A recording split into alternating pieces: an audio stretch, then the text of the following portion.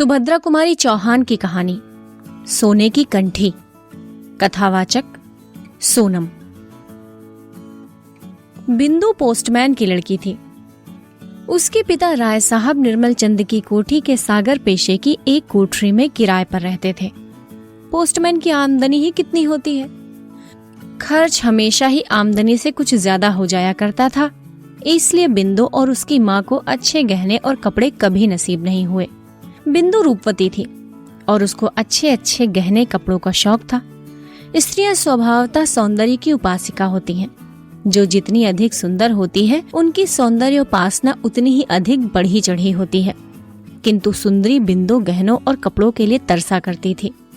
राय साहब की स्वजातीय होने के कारण कभी कभी तीज त्योहार या काम काज होने पर कोठी से बिंदु की माँ के लिए बुलावा आ जाता था और माँ के साथ बिंदु भी जाया करती थी। वहाँ राय साहब की लड़कियों को खूब सजी धजी देखकर, उनके चमकते हुए हीरे मोती के गहने और दृष्टि को फिसला देने वाले रेशमी कपड़ों को देखते ही वो बहुत ही अधिक क्षुब्ध हो जाया करती। विशेषकर इसलिए और भी कि राय साहब की लड़कियां सुंदर न थीं। गहने कपड़े उनके शरीर पर ऐसे जान पड़ते थे जैसे किसी ठूठ के साथ लपेट दिए गए हों।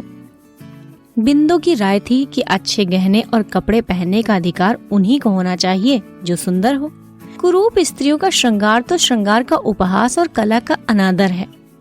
राय साहब की लड़कियों से गहने कपड़े की प्रतियोगिता में हार कर बिंदु हताश न होती। घर लौटते ही वो शीशे में अपना मुंह देखकर मन ही मन उनके प्रति कहती, गहना कपड़ा पहनकर भी तो उनका काला मुंह गोरा नहीं हो जाता, बड़े बड़े दांत मोतियों सरीखे नहीं चमकते।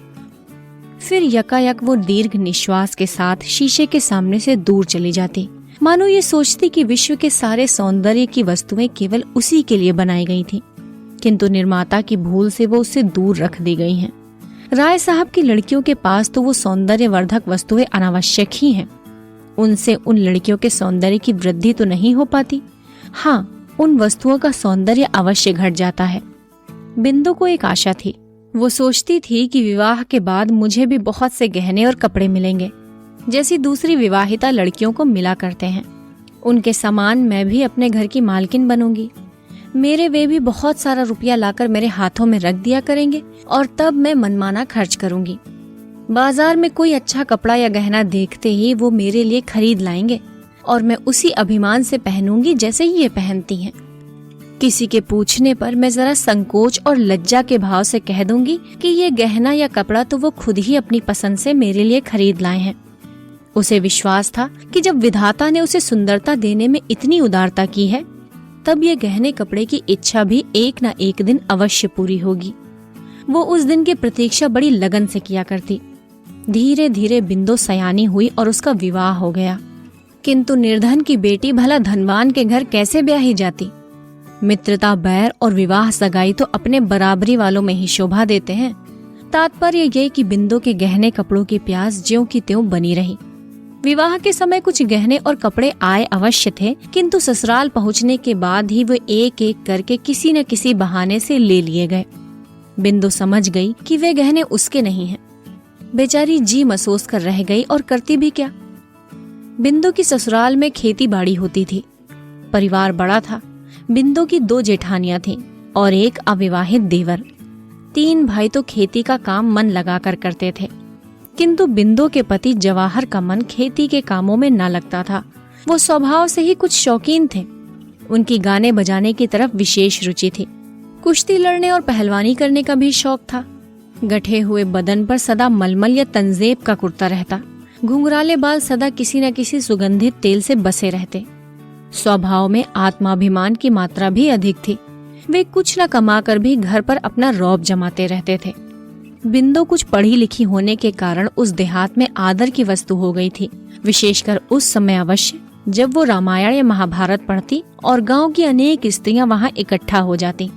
वो बिंदु की सास के भाग्य की सराहना करती और कहती, ये लक्ष्मी सी बहू तुम्हारे घर आई है, इसके कारण भगवान के 2 बल हम लोग भी सुन पाती हैं।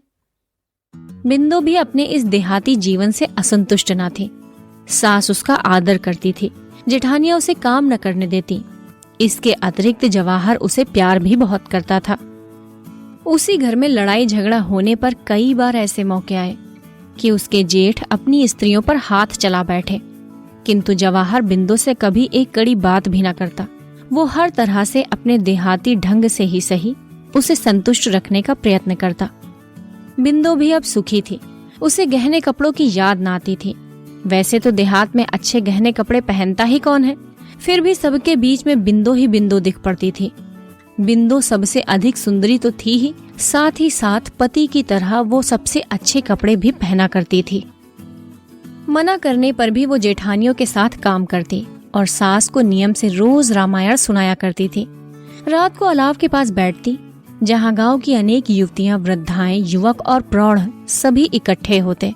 फिर बहुत रात तक कभी कहानी होती और कभी पहेलियां बुझाई जाती। वहाँ दिन भर के परिश्रम के बाद सब लोग कुछ घंटे निश्चिंत होकर बैठते। उस समय कहानी और पहेली के अतिरिक्त किसी को कोई भी चिंता न रहती थी। सवेरे नदी का नहाना भी कम आनंद देने वाला न रहता। बूढ़ी, युवती, बहू, बेटी सब इकट्ठी होकर नहाने जाती। रास्ते में हंसी माखौल और तरह तरह की बातें होती। बिंदु भी उनके साथ जाती। नदी में नहाना उसे विशेष प्रिय था और कभी कभी जब बिरहा गाते हुए दूर से आती हुई अपने पति की आवाज सुनती या जब देखती कि उसका पति अपनी मस्त आवाज में खुदा गवाह है हम तुमको प्यार करते हैं गा रहा है, तो उसे ऐसा प्रतीत होता कि जवाहर उसी को लक्ष्य करके गा रहा है। तात्पर्य ये कि बिंदु पूर्ण सुखी थी। अब उसकी कोई इच्छा न थी। एक बार बिंदु की माँ बीमार पड़ी। माँ की सेवा करने के लिए बिंदु को लगातार 4-5 महीने नैहर में रहना पड़ा।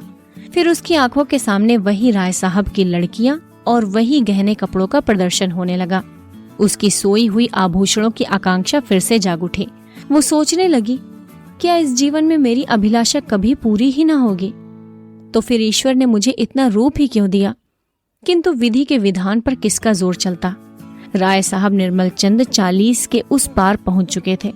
फिर भी उनमें रसिकता की मात्रा आवश्यकता से अधिक थी।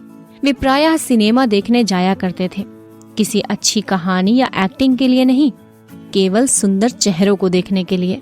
उन्होंने सब तीर्थ भी कर डाले थे और प्रायः पर्वों पर सब काम छोड़कर भी वे स्नान घाटों पर पहुंच जाते थे।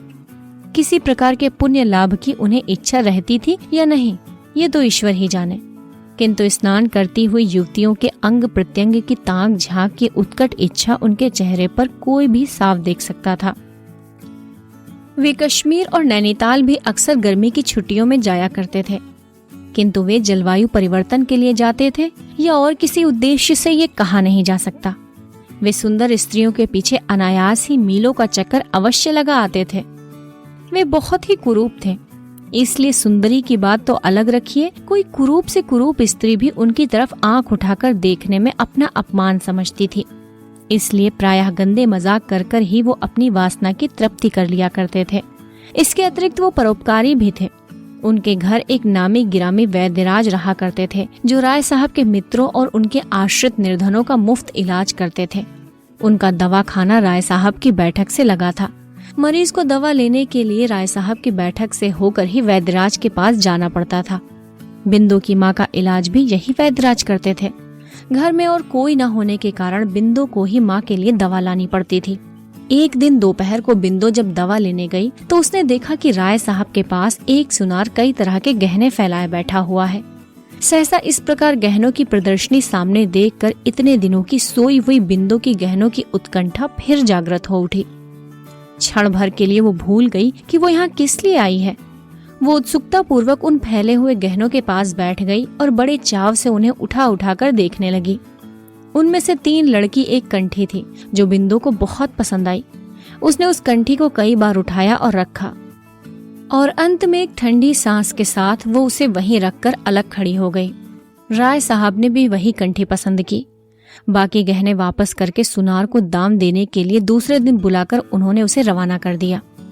यद्यपि बिंदु की उम्र की राय साहब की लड़कियां थीं, फिर भी बिंदु उनकी कुदृष्टि से बची न रही। उसके इस समय के हार्दिक भाव राय साहब अच्छी तरह ताड़ गए और वार करने का यही उपयुक्त समय देखकर वो हंसते हुए बोले,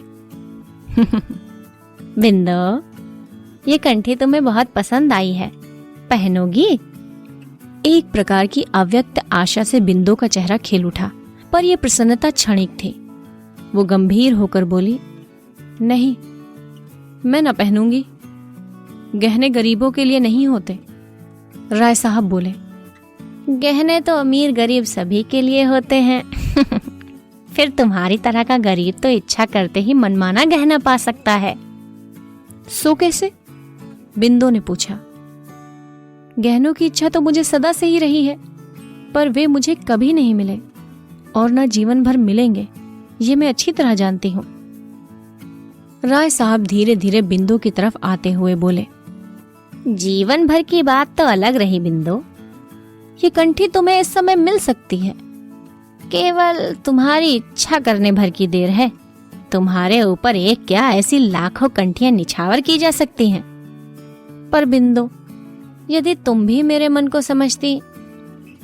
राय साहब के आरक्त चेहरे और हिंसक पशु की तरह आंखों को देखते ही बिंदु सिहर उठी और 2 कदम पीछे हटकर बोली, आप मुझे दवा दिलवा दे, मैं जाऊं, अम्मा अकेली हैं। उसने इन बातों को इतने जोर जोर से कहा जिससे अंदर तक आवाज पहुंच सके। वो शीघ्र ही दवा लेकर घर लौटी। उसने मन ही मन सोचा, अब मैं दवा लेने ना जाऊंगी। राय साहब की नीयत ठिकाने नहीं है। मैंने समझा था कि वो बेटी समझकर मुझे कंठी देना चाहते हैं, परंतु वे तो सतीत्व के मोल से उसे बेचना चाहते हैं। चूल्हे में जाए ऐसी कंठी मुझे न चाहिए विधाता। सतीत्व कंठी से कई गुना ज्यादा कीमती है। किंतु इतने पर भी उसे वो कंठी न भूल सकी। रह रहकर कंठी उसकी आंखों के आगे झूलने लगी। फिर उसने एक युक्ति सोची, ये हो सकता है कि जैसे वो मुझे छलना चाहते हैं, मैं भी उन्हें छलूं, उनसे कंठी ले लूं, फिर बचकर भाग जाऊं। ऐसे अनेक तरह के संकल्प विकल्प करती हुई बिंदु सो गई। दूसरे दिन दोपहर को बिंदु को फिर दवा लेने जाना पड़ा। पहुंचकर उसने देखा कि राय साहब के मसनद के पास उसी तरह की 4 कंठियां पड़ी हैं। बिंदु के पहुंचते ही राय साहब ने उसे बैठने के लिए कहा। बिंदु बैठ गई। कल उसने जितने संकल्प किए थे उसे इस समय याद न रहे। कंठियों की चकाचौंध के सामने बिंदु को सब कुछ भूल गया। बिंदु के सामने ही राय साहब ने एक कंठी को तौला कर उसकी कीमत 250 रुपए सुनार को देकर विदा कर दिया। बिंदु चकित दृष्टि से कभी उस कंठी की ओर और कभी उन रुपयों की तरफ देखती थी। व्यापारी के जाते ही जैसी उसकी तंद्रा टूटी। वो उठकर खड़ी हो गई, बोली, दवा दिलवा दीजिए, मैं जाऊं, देर हो रही है। अभी कहाँ की देर होने लगी? कहते कहते राय साहब ने एक कंठी बिंदु के गले में पहना दी और उसे जबरन पकड़कर एक बड़े शीशे के सम्मुख खड़ा कर दिया। फिर उसकी तरफ सतृष्ण नेत्रों से देखते हुए बोले, अपनी सुंदरता देखो, वहां बिंदु है या कोई दूसरी? बिंदु मंत्रमुग्ध सी देखती रह गई। वो अभी राय साहब की किसी बात का उत्तर दे भी ना पाई थी कि इसी समय उन्होंने अपने बड़े बड़े दांतों वाला मुंह बिंदु के सुंदर होठों पर धर दिया। बिंदु को जैसे बिच्छू ने डंक मार दिया हो। वो घबराई, किंतु कुछ वश न चला।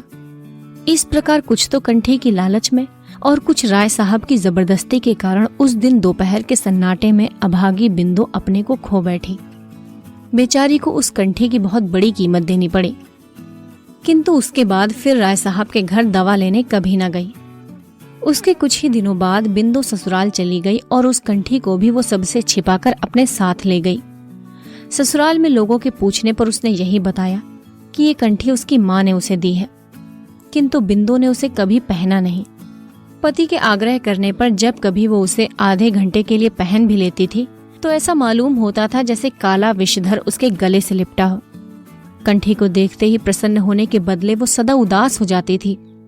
बिंदु के पति और जेठों में अनबन हो गई। भाई भाई अलग हो गए। दूसरे भाई तो खेती करके खुशी खुशी आराम से रहने लगे, किंतु जवाहर से खेती का काम नहीं होता था, जिसका परिणाम ये हुआ कि सब लोग तो 4 पैसे कमाकर गहने कपड़े की फिक्र करने लगे। इधर जवाहर के घर फाके होने लगे। अभिमानी स्वभाव के कारण जवाहर अपनी विपत्ति भाइयों पर प्रकट न होने देता। अब पहलवानी छूट गई। मलमल तंजेब के कुर्ते मैले दिखने लगे।